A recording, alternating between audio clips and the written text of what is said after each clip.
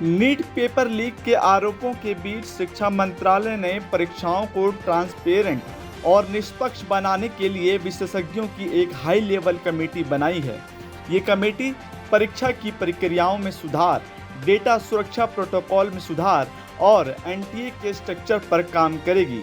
यह समिति 2 महीने के अंदर शिक्षा मंत्रालय को अपनी रिपोर्ट भी सौंपेगी। इस हाई लेवल कमेटी के चेयरमैन के रूप में इसरो के पूर्व चेयरमैन डॉक्टर के राधाकृष्णन कार्यभार संभालेंगे। इस उच्च स्तरीय समिति के अध्यक्ष और मेंबर्स की लिस्ट में एम्स के जाने माने पूर्व डायरेक्टर रणदीप गुलेरिया भी शामिल होंगे। इस समिति में हैदराबाद सेंट्रल यूनिवर्सिटी के कुलपति प्रोफेसर विजय राव, आईआईटी मद्रास के सिविल इंजीनियरिंग विभाग के प्रोफेसर एमरिट्स राममूर्ति के, पीपल स्ट्रॉन्ग के सह संस्थापक और कर्मयोगी भारत के बोर्ड सदस्य पंकज बंसल, आईआईटी दिल्ली में छात्र मामलों के डीन प्रोफेसर आदित्य मित्तल, शिक्षा मंत्रालय के संयुक्त सचिव गोविंद जायसवाल शामिल होंगे।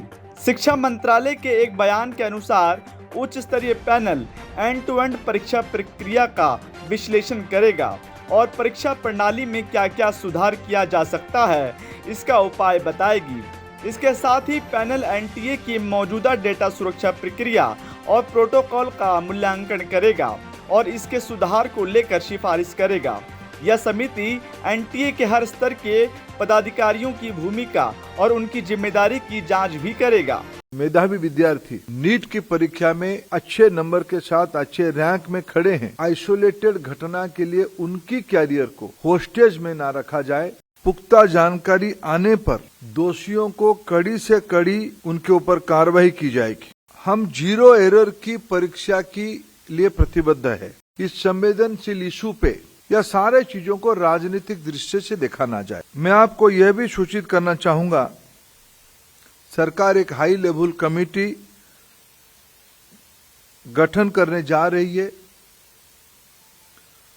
जो इस बार प्रकरण में एनटीए के संबंध में, मैंने पहले भी कहा है, एनटीए के संबंध में कई विषय सामने लाया है।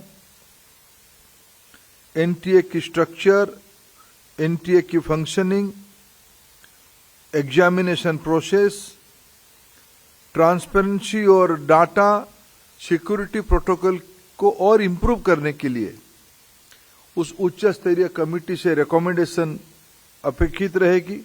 इससे पहले 20 जून को शिक्षा मंत्री धर्मेंद्र प्रधान ने प्रेस कॉन्फ्रेंस कर एनटीए के कामकाज की जांच के लिए उच्च स्तरीय समिति बनाए जाने की बात कही थी। साथ ही उन्होंने एनटीए के अधिकारियों सहित दोषी पाए जाने वालों के खिलाफ सख्त कार्रवाई की जाने की भी बात कही थी। केंद्रीय शिक्षा मंत्री ने कहा था कि हमें अपनी व्यवस्था पर भरोसा रखना चाहिए और सरकार किसी भी प्रकार की अनियमितता या कदाचार को बर्दाश्त नहीं करेगी। Bureau report, TV7 Bharat.